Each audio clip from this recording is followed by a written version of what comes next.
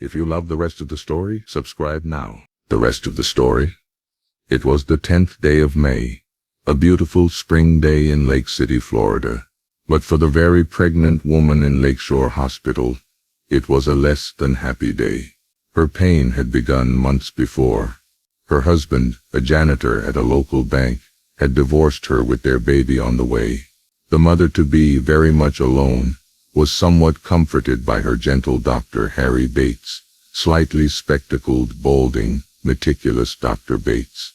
He had been so reassuring during her troubled pregnancy. Dr. Bates was not a specialist.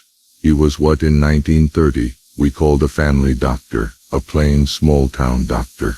The delivery was on schedule, and apparently without complications, and soon a fine big baby boy was announcing himself to the world. Through the hasty postpartum care, the exhausted and distracted mother didn't notice that Dr. Bates was frowning. How was he going to be able to tell this mother, who had been through so much recent heartache, that her otherwise perfect new son had been born with one foot backward? The right foot of the otherwise healthy baby was reversed, the heel forward, the toes facing backward. And when the perceptive mother sensed the doctor's discomfort, he had to tell her, "My baby has a deformed foot." She burst into tears. Dr. Bates did his best to reassure her. There was a surgical procedure called an osteotomy to correct such malformations. What he knew but could not bring himself to say was that it required highly specialized orthopedic surgery, and even if this impoverished mother could afford such an operation, there was no such specialist in or near the tiny town of 6,000 people. Now whatever treatment the boy would receive would be the awesome responsibility of a family doctor with very limited orthopedic experience. But he did it. In 2 short weeks the gallant, determined family physician educated himself with all that was known in 1930 about infant osteotomy. The tiny pencil-sized fibula must be circle-cut. Then the tiny tibia bone must be similarly severed, turned, twisted, and rotated until the foot pointed forward at a normal 15 degrees to the outside. Ever so carefully, in this almost microscopic surgery, the blood supply must not be disturbed while the elastic flesh was brought back into place,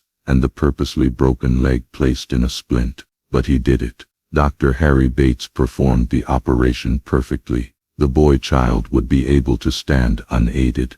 Probably, he would never run. But in time he would walk. The grateful mother, in that shabby soiled white house on Madison Street, made up with love for whatever the doctor may have lacked in finesse. The boy's foot grew normally. His leg grew stronger, because the little fellow would stand in the yard, kicking a football onto the roof of the house and catching it as it came down. Within a block and a half was the practice football field of Columbia High. It wasn't long before the young lad, watching football practice, would chase balls that came over the fence, retrieve the stray balls and kick them back over the fence. And one day, the boy was a student at that school. There was a note on the bulletin board that said anyone who would like to try out as a kicker should come early. And when the boy showed up early, imagine the surprise of the local doctor, who by then had become the team physician, Dr. Harry Bates. In the years since Dr. Bates courageously and artfully reversed a baby's wrong way forward right foot, that talented foot has kicked a succession of winning goals for the University of Arkansas,